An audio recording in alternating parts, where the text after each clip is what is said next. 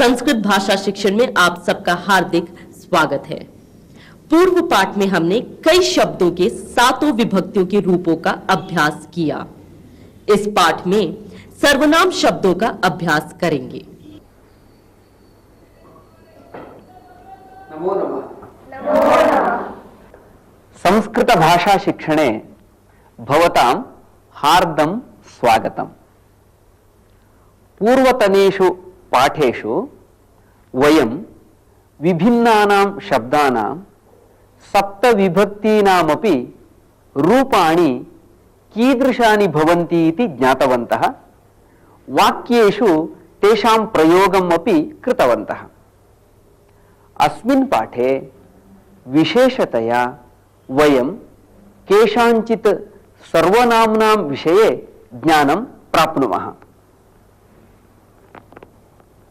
तर्हि कानि सर्वनामानि? सर्वादीनि सर्वनामानि। सर्व इत्यादीनि कानिचित् सर्वनामानि इति कथ्यन्ते। यद्यपि अनेकानि सर्वनामानि सन्ति, तथापि वयं केषाञ्चिदेव अभ्यासं कुर्मः। सर्व, अस्मद्, युष्मद् आदि सर्वनाम शब्द हैं। दूसरे शब्दों की ही तरह इन शब्दों का भी प्रयोग 7 विभक्तियों में होता है।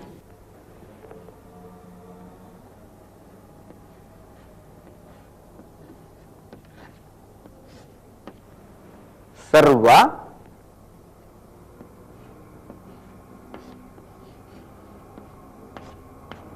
तद्,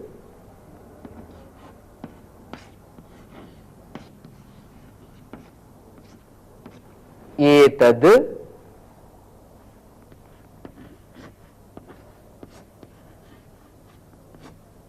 किम्,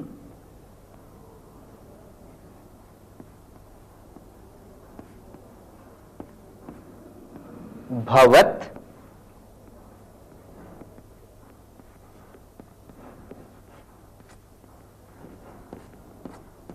अस्मद्,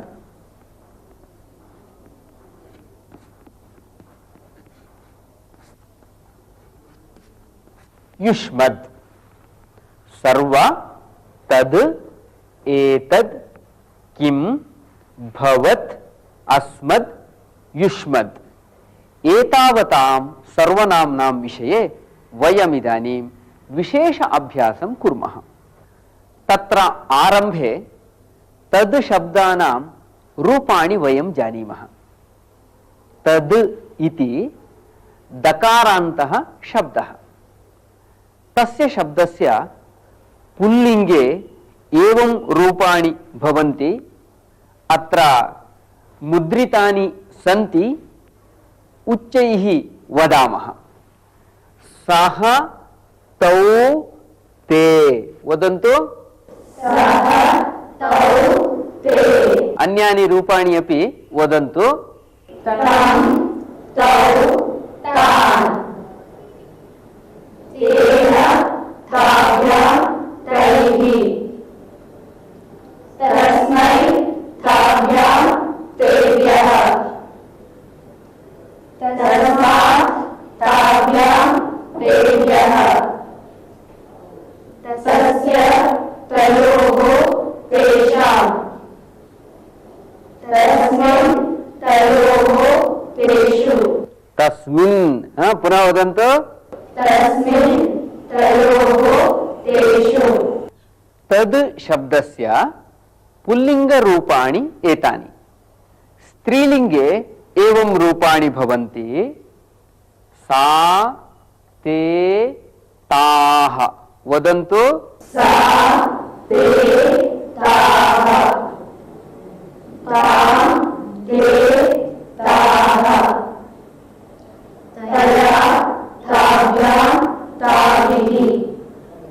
तस्यै, ताभ्यां, ताभ्यः।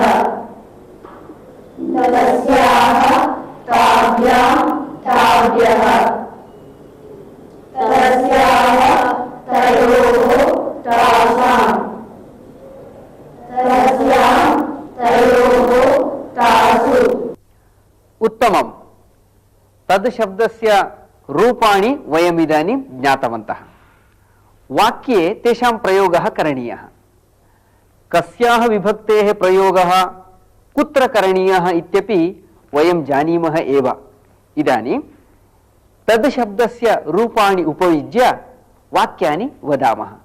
भवती एकं वाक्यं वदतु। तौ पाठं पठतः। ते पाठशालां गच्छन्ति। तेभ्यः क्रीडा रोचते। उत्तमं। भवती वदतु। तयोः ग्रन्थयोः लेखकः कः? तेषां छात्राणां गृहाणि दूरे सन्ति। जननी तौ आह्वयति। समीचीनम्। उपविशतु। तस्मिन् वृक्षे काकः अस्ति। समीचीनम्। ताभ्यां बालकाभ्यां धनं स्वीकरोमि। तेन सह बालिका क्रीडति। तेन सह शालां गच्छामि। उत्तमम्। तं बालकं पश्यामि। पश्यामि। पुनः वदतु। तं बालकं पश्यामि। सः बालकः क्रीडति। उत्तमम्। तस्य नाम गोविन्दः। तेभ्यः पारितोषिकं ददामि। तस्मै पुस्तकं ददामि। समीचीनम्। तेषां गृहं कुत्र अस्ति? उत्तमं। किन्तु प्रश्नः न वा? तेषां गृहं कुत्र अस्ति? पुनः वदतु। तेषां गृहं कुत्र अस्ति? तस्मिन् पाठे नीतिः अस्ति। तेषु गृहेषु के निवसन्ति? उत्तमम्। इदानीं तद् शब्दस्य स्त्रीलिङ्गरूपाणि उपयुज्य वाक्यानि वक्तव्यानि। भवती वदतु। सा मां पृच्छति। ते देवालयम् आगच्छतः। आगच्छतः। अहं तया सह क्रीडामि। समीचीनम्। सा ते आह्वयति। अहं तां बालिकाम् आह्वयामि। आह्वयामि। पुनः वदतु। अहं तां बालिकाम् आह्वयामि। तस्याः पुस्तके चित्रम् अस्ति। समीचीनम्। तासु शालासु छात्राः पठन्ति। तस्यै धनं ददामि। ताः शालां गच्छन्ति। ते फलं खादतः। तस्याः गृहं कुत्र अस्ति? तासां वस्त्रं सुन्दरम् अस्ति।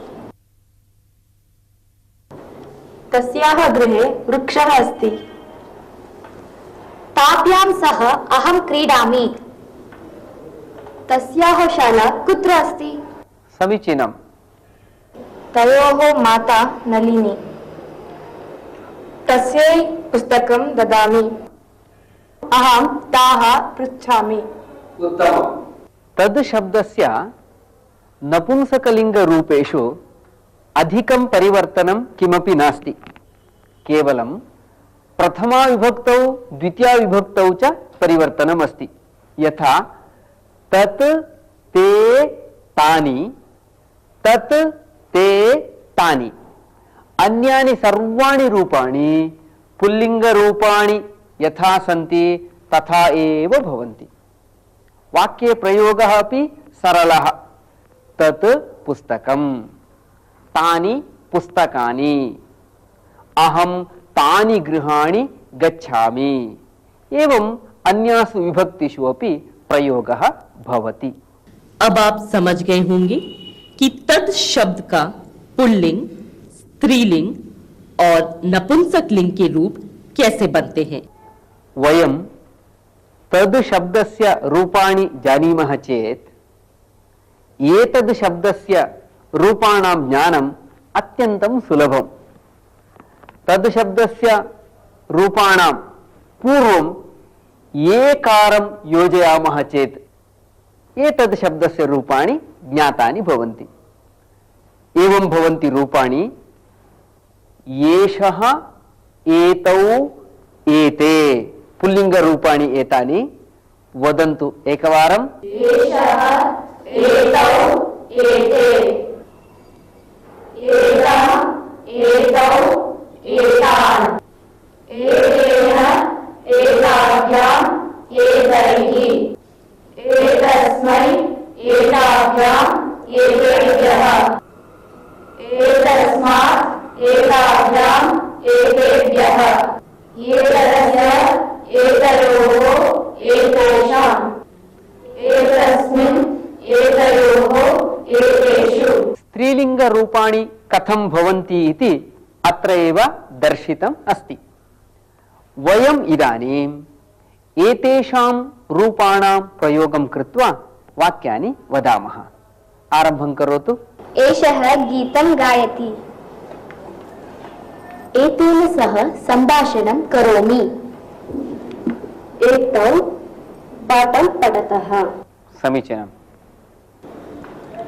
एतस्याः गृहे दूरदर्शनम् अस्ति। एताः कुत्र गतवत्यः? एतेन पत्रं लिख्यते।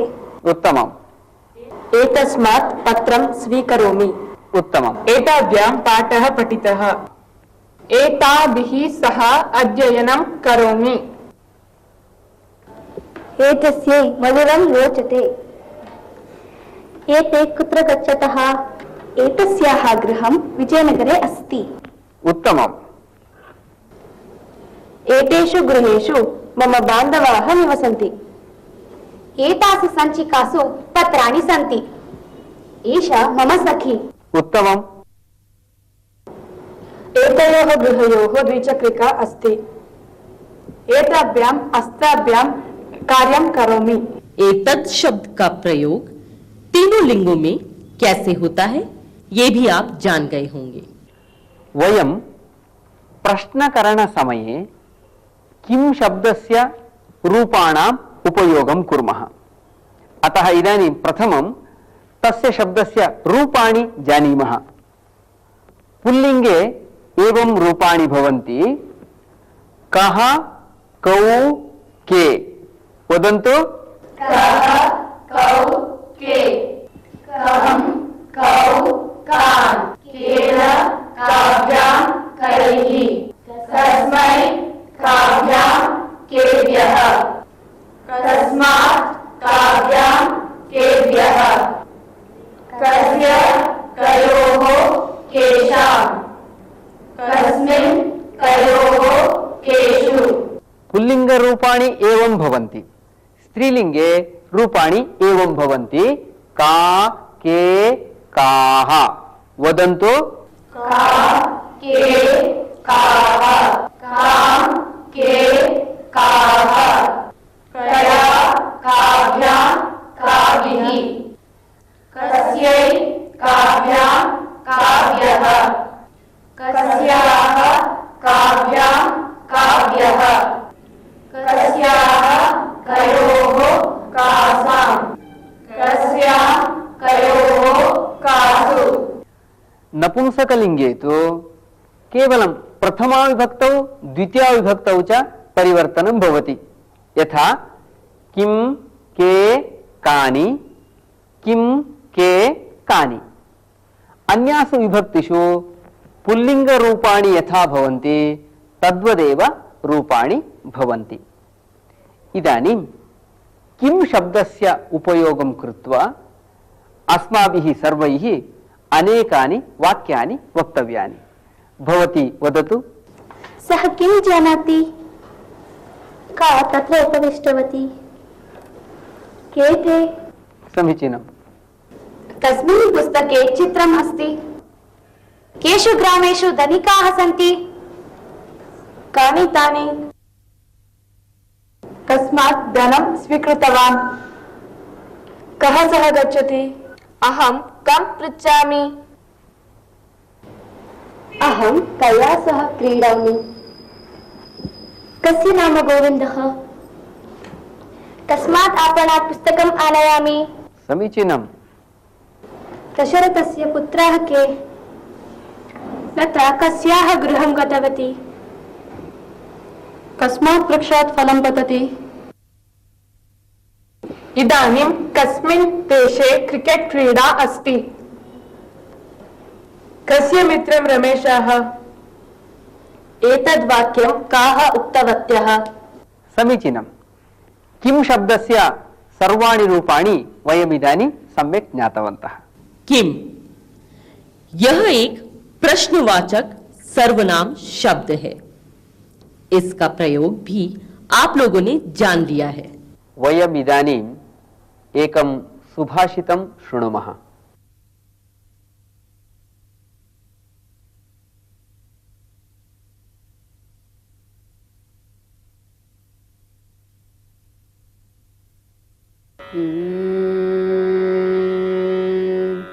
वृत्तं यत्नेन संरक्षे वित्तमेति जयाति च। वृत्तं यत्नेन संरक्षे वित्तमेति जयाति च। अक्षीणो वित्ततक्षीणो अक्षीणो वित्ततक्षीणो वृत्ततस्तु हतो हतः। वृत्ततस्तु हतो हतः। वृत्तं यत्नेन संरक्षेत् वित्तमेति च याति च। अक्षीणो वित्ततः क्षीणो वृत्ततस्तु हतो हतः। वृत्ततस्तु हतो हतः। अस्मिन् सुभाषिते चारित्र्यस्य महत्त्वं वर्णितम् अस्ति। जीवने सच्चारित्र्यस्य अत्यन्तं महत्त्वम् अस्ति। अतः सुभाषितकारः वदति यत्नेन प्रयत्नेन अस्माभिः वृत्तं नाम चारित्र्यं रक्षणीयम् इति। तर्हि धनस्य विषये कः विचारः? सुभाषितकारः वदति वित्तम् आयाति याति च। लक्ष्मीः संपत् तस्याः स्वभावः अत्यन्तं चञ्चलः। अतः वित्तं कदाचित् आगच्छति कदाचित् गच्छति। अतः यदि कश्चन जनः वित्तात् हीनः भवति तर्हि सः क्षीणः इति चिन्तयितुं न शक्यते। वित्ततः क्षीणः वस्तुतः अक्षीणः। परन्तु यः चारित्र्यात् हीनः भवति सः वस्तुतः हीनः। वृत्ततस्तु हतः हतः एव। यस्य वृत्तं चारित्र्यं नष्टं भवति सः वस्तुतः नष्टः एव। अतः चारित्र्यम् अस्माभिः प्रयत्नेन रक्षणीयम्। सुभाषित का अर्थ, हमें अपने चरित्र की रक्षा यत्नपूर्वक करनी चाहिए। मनुष्य के पास धन तो आता जाता रहता है। जो व्यक्ति धनहीन हो जाता है उसे अधिक चिंता नहीं करनी चाहिए, किंतु चरित्र से हीन व्यक्ति कहीं का नहीं रह जाता है, अर्थात उसका संपूर्ण जीवन ही व्यर्थ हो जाता है। पूर्वं मिथिलाञ्चले विद्यापतिः नाम कश्चन निर्धनः आसीत्। सः शिवभक्तः। प्रतिदिनं गङ्गायां स्नानं कृत्वा शिवपूजनं करोति स्म। समग्रं दिनमपि पूजा भजनम् इत्यादिभिः एव यापयति स्म। तस्य पत्नी अत्यन्तं कोपशीला। सा सर्वदा पतिं निन्दति। भवान् आदिनं शिवस्य पूजां करोति, किन्तु शिवः किं करोति? अस्माकं दारिद्र्यं न निवारयति। भवान् शिवं प्रार्थयतां दारिद्र्यं दूरीकरोतु इति वदति स्म, परन्तु विद्यापतिः कदापि तादृशीं प्रार्थनां न कृतवान्। फलापेक्षां विना एव पूजा करणीया इति तस्य सिद्धान्तः। विद्यापतेः भक्तिं ज्ञात्वा शिवः सन्तुष्टः जातः। सः एतावान् सन्तुष्टः यत् स्वयं स्वरूपपरिवर्तनं कृत्वा कर्मकररूपेण सः विद्यापतेः गृहम् आगतवान्। तस्य सेवां कर्तुम् आरब्धवान् च। शिवस्य रूपम् अज्ञात्वा विद्यापतिः तस्य पत्नी च तेन सह सामान्य कर्मकरेण सह इव व्यवहारं कुरुतः। कानिचन दिनानि अतीतानि। कदाचित् विद्यापतिः ग्रामान्तरं प्रति प्रस्थितः। तेन सह सेवकः अपि प्रस्थितः। पादाभ्यां तौ सुदूरं गतवन्तौ। बहुदूर गमनानन्तरं विद्यापतिः श्रान्तः जातः। तस्य पिपासा अभवत्। सः कर्मकरम् उक्तवान्, कुतश्चित् जलम् आनयतु इति। कर्मकरः नाम शिवः सर्वत्र अन्वेषणं कृतवान्, किन्तु कुत्रापि जलं नासीत्। विद्यापतेः पिपासा अस्ति इति ज्ञातवान्। अतः सः शिवः स्वजटाजूटात् गंगां महिरानीय सः जलमानीय विद्यापतये दत्तवान्। विद्यापतिः तद् जलं पीतवान्। तस्य आश्चर्यं जातं, यतः साक्षात् गंगा जलस्य रुचिः आसीत् तस्य जलस्य। सः पृष्टवान्, कुतः जलम् आनीतवान् इति। कर्मकरः उक्तवान्, समीपे एकं सरः अस्ति, ततः आनीतवान् इति। विद्यापतिः उक्तवान्, न, एतद् असत्यं, यतः एतद् गंगाजलम् अस्ति इति। तदा कर्मकरः उक्तवान्, न, समीपे काचित् नदी अस्ति, ततः आनीतवान् इति। एतदपि असत्यं। मम ज्ञानानुसारम् अत्र समीपे कुत्रापि नदी नास्ति। भवान् असत्यं वदति, सत्यं वदतु इति पुनः पुनः पृष्टवान्। तदा कर्मकरः निरुत्तरः जातः। इदानीं विद्यापतिः निश्चितवान्, निश्चितरूपेण अयं सामान्यः कर्मकरः न। सः उक्तवान्, यावत् भवान् सत्यं न वदति तावदहं जलमपि न पिबामि इति।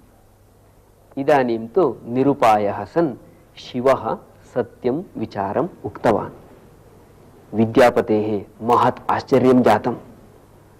स्वीय इष्टदेवः एव एवमागतः इति सः अत्यन्तं सन्तुष्टः, किन्तु कर्मकररूपेण इति सः खिन्नः अपि जातः। सः पुनः पुनः शिवं क्षमां प्रार्थितवान्। शिवः उक्तवान्, चिन्ता मास्तु, भवतः भक्त्या प्रसन्नः अहं कर्मकररूपेण सेवां कर्तुमेव अत्र आगतवान्। अग्रेपि एवमेव स्थास्यामि, परन्तु यावत् भवान् एतद् रहस्यं न उद्घाटयति तावत् अहम् अत्र स्थास्यामि इति। विद्यापतिः अङ्गीकृतवान्। अनन्तरं शिवः तेनैव सह आसीत्। तौ ग्रामम् आगतवन्तौ। कदाचित् विद्यापतिः बहिर्गतवान् आसीत्। पत्नी कर्मकरं किमपि कार्यम् उक्तवती। सः समये न कृतवान् इति सा कुपिता अभवत्। तं सम्मार्जन्या ताडितवती। तस्मिन्नेव समये विद्यापतिः गृहं प्रविष्टवान्। स्वीयं देवं ताडयन्तीं पत्नीं दृष्ट्वा कुपितः सः तां निन्दितवान्। दुष्टे, कीदृशम् अकार्यं कृतवती? एषः कः जानाति किं? भगवान् ईश्वरः इति। पत्नी पश्चात्तापम् अनुभूतवती, किन्तु शिवः स्ववचनानुसारं ततः गतः एव। विद्यापतिः अत्यन्तं खिन्नः जातः। तदनन्तरं सः शिवस्य ध्यानमेव कुर्वन् शिवस्य भक्तिगीतानि रचयन् कालं यापितवान्। अन्ते सः मैथिलकोकिलः इत्येव प्रसिद्धः जातः। कथायाः अर्थः ज्ञातः वा? धन्यवादः। नमो नमः। इसी के साथ ये पाठ समाप्त होता है। अगले पाठ में फिर मिलेंगे। तब तक धन्यवाद।